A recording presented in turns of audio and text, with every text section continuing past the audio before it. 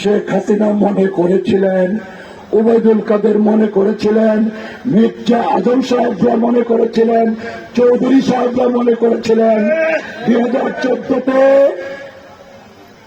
মেরে খেতে 2014 ইলেকশন করছে না, 2018-তে মেরে খেতে ইলেকশন করছে না, 2024-এর 7ই জানুয়ারিতে সকল দলকে বাদ দিয়ে বাইরে রেখে মেরে কেটে গ্রেপ্তার করে নির্যাতন করে হয়রানি করে মামলা দিয়ে জেলে করে নির্বাচন করছে না।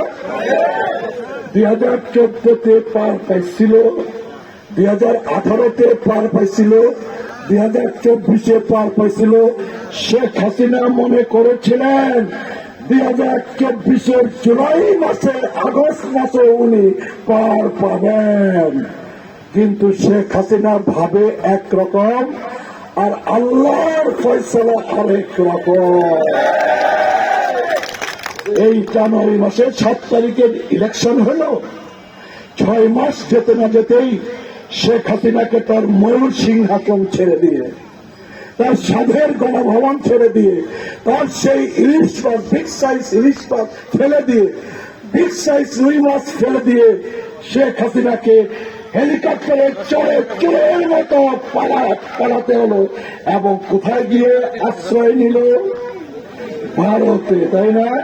যেই ভারত 2014 ইলেকশনটা করে দিছে, যেই ভারত 2018 ইলেকশন করে দিছে, যেই ভারত 2024 ইলেকশনটা করে দিছে, সেই ভারতেই শেখ হাসিনা গিয়ে হেলিকপ্টারে নেমে দিল্লিতে গিয়ে দিল্লির মসনদের যিনি রাজা, সেই নরেন্দ্র মোদীর খাস মেহমান হিসাবে উনি তার খাস মেহমান হিসাবে উনি ইন্ডিয়াতে উনি অবস্থান করছেন। শেখ হাসিনার বড় ইচ্ছা ছিল, কি ছিল? যুক্তরাজ্যে যাবেন, তাই না? যুক্তরাজ্যের শেখ হাসিনার ভাগ্নি আছে টিউলিপ সিদ্দিকী। শেখ হাসিনা আশা করেছিলেন শেখ হাসিনা যুক্তরাজ্যে যাবেন। যুক্তরাজ্য কিন্তু বলে দিচ্ছেন বাংলাদেশের খুনি, বাংলাদেশের ফ্যাসিস্ট, বাংলাদেশের দুর্নীতিবাদ, বাংলাদেশের লুটেরা, বাংলাদেশের গণতন্ত্র হত্যাকারী শেখ হাসিনার যুক্তরাজ্যে জায়গা নাই, জায়গা নাই, জায়গা নাই। যুক্তরাজ্যের দরজা শেখ হাসিনার জন্য বন্ধ হয়ে গেছে। শেখ হাসিনার পাসপোর্টে মার্কিন যুক্তরাষ্ট্রের ভিসা ছিল না। মার্কিন যুক্তরাষ্ট্রের ভিসা কি বাতিল হয় নাই? বাতিল হয়েছে। মার্কিন যুক্তরাষ্ট্র এই বাংলাদেশের খুনি শেখ হাসিনাকে মার্কিন যুক্তরাষ্ট্রে ঢুকতে দিতে রাজি না।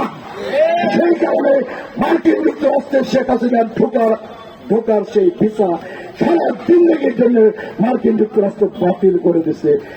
শেখ হাসিনা পালানোর জায়গা নাই, শেখ হাসিনার যাওয়ার জায়গা নাই।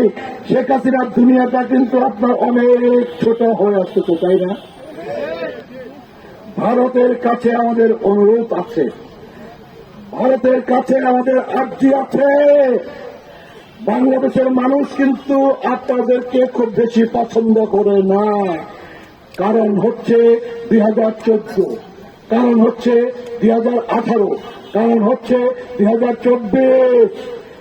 এবারে যদি আপনারা এই খুনি, এই গণতন্ত্র হত্যাকারী, এই দুর্নীতিবাদ শাসককে ভারতের মাটিতে দিনের পর দিন, মাসের পর মাস, বছরের পর বছর জায়গা দেন, বাংলাদেশের মানুষ কিন্তু ভারতের দিক থেকে মুখ কিন্তু ফিরিয়ে নেবে।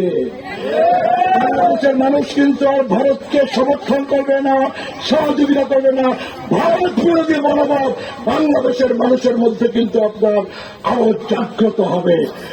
আর তাই আমরা অনুরোধ করি, আমাদের শেখ হাসিনাকে আমরা ফেরত চাই, আমাদের শেখ হাসিনাকে ফেরত চাই। বাংলাদেশের মাটিতে আমরা শেখ হাসিনাকে হত্যাকাণ্ডের জন্য তার বিচার করতে চাই। বাংলাদেশের মাটিতে লুটপাটের জন্য শেখ হাসিনাকে আমরা বিচার করতে চাই। বাংলাদেশের মাটিতে দুর্নীতির জন্য, গণতন্ত্র হত্যার জন্য আমরা শেখ হাসিনাকে বিচার করতে চাই। আর তাই আমরা শেখ হাসিনাকে ফেরত চাই, ফেরত দেওয়া হোক। সম্মানিত মুরব্বিয়ান, প্রিয় ভাইয়েরা, কেবল শেখ হাসিনা না, শেখ হাসিনা বলছে না, শেখ হাসিনা বলছে না, শেখ হাসিনার একজন পিয়ন, তার বাসার একজন পিয়ন কর্মচারী কত টাকার মালিক? মাত্র 400 কোটি টাকার মালিক। শেখ হাসিনা, আপনি তো সত্য প্রকাশ করে দিচ্ছেন, আপনার বাসার চাকর যদি 400 কোটি টাকার মালিক হয়ে থাকে, তাইলে আপনার এমপি মির্জা আজম সাহেবেরা, আপনার নেতা ফারুক চৌধুরীরা, আপনার জামালপুরের নেতারা, আপনার এমপিরা, আপনার মন্ত্রীরা, আপনার আমলারা, আপনার পুলিশেরা কত হাজার হাজার কোটি টাকার মালিক তারা হয়েছে। এটা কি বুঝতে আর বাকি আছে আমাদের? কাজেই শেখ হাসিনা, পরিষ্কার বক্তব্য, আমাদের আমাদের এই বাংলাদেশের অর্থ সম্পদ যারা লুট করেছে গত 15 বছর 16 বছরে, সেই লুটেরা, সেই দুর্নীতিবাদদের, সে এমপি হোক, মন্ত্রী হোক, নেতা হোক, আমরা সকলকেই আইনের কাজ করায় আমরা দাঁড় করাবো ইনশাল্লাহ। বিচার বাংলাদেশের মাটিতে আমরা করে ছাড়বো ইনশাল্লাহ।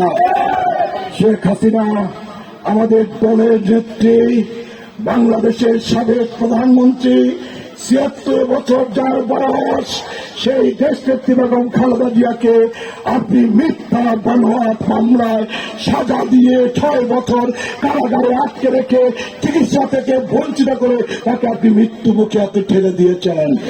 শেখ হাসিনা, আমরা আইন নিজের হাতে তুলে নিব না, আমরা আইনকে আমরা ব্যবহার করব না, আইনকে তার নিজস্ব গতিতে, নিজস্ব পথে আমরা চলতে দেব।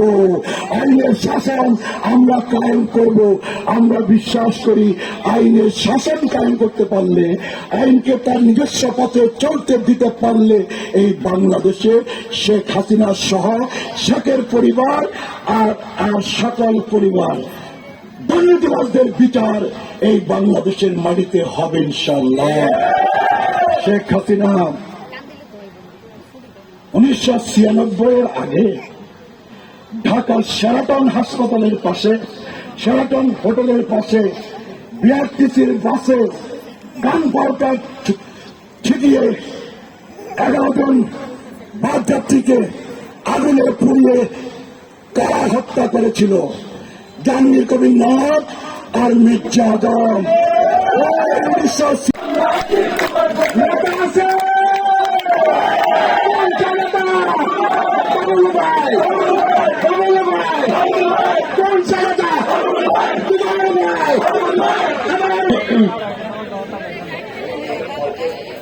বিসমিল্লাহির রহমানির রহিম।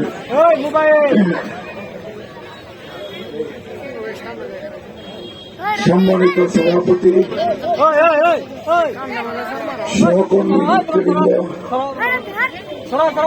সম্মানিত মুরব্বিয়ান, প্রিয় মা বোনেরা, প্রিয় ভাইয়েরা, আসসালামু আলাইকুম। গত 5 তারিখ, আগস্ট মাসের 5 তারিখ এই বাংলাদেশের বুকে ছাত্র জনতা মিলে একটি ঐতিহাসিক অভ্যুত্থান সংগঠিত করেছে। সেই অভ্যুত্থানের মধ্য দিয়ে স্বৈর শাসক খুনি শেখ হাসিনা বাংলাদেশ থেকে হেলিকপ্টারে চড়ে বাংলাদেশ থেকে পালিয়ে যেতে বাধ্য হয়। বাংলাদেশ আজ শেখ হাসিনা মুক্ত, বাংলাদেশ আজ আওয়ামী লীগ মুক্ত, বাংলাদেশ আজ স্বৈর শাসক মুক্ত, বাংলাদেশ আজ খুনি মুক্ত, বাংলাদেশ আজ ফ্যাসিস্ট মুক্ত। প্রিয় মা বোনেরা, প্রিয় ভাইরা, অনেক বেশি রক্ত দিয়ে, অনেক চড়া দাম দিয়ে এই 5ই আগস্ট এই অভ্যুত্থান সংগঠিত করতে হয়েছে এবং এই অভ্যুত্থানের মধ্য দিয়ে নতুন করে বাংলাদেশকে স্বাধীন করতে হয়েছে। 1971 সালে মুক্তিযুদ্ধ হয়েছিল। 30 লক্ষ শহীদের রক্তের বিনিময়ে, 2 লক্ষ ভবনের ইজ্জতের বিনিময়ে আমরা বাংলাদেশকে স্বাধীন করেছিলাম। 1990 সালে স্বৈরাচারী এরশাদ সরকারের পতন আমরা ঘটিয়েছিলাম। গণতন্ত্রের জন্য, ভোটের জন্য, গণতান্ত্রিক অধিকারের জন্য সেই ছাত্র গণ অভ্যুত্থানেও এত রক্ত দিতে হয় নাই। 1971 মুক্তিযুদ্ধের পর এই 53 বছর পর স্বাধীন বাংলাদেশে এই 5ই আগস্টের বিজয় অর্জনের জন্য বাংলাদেশে কম করে হলেও 1000 মায়ের বুক খালি হয়ে গেছে।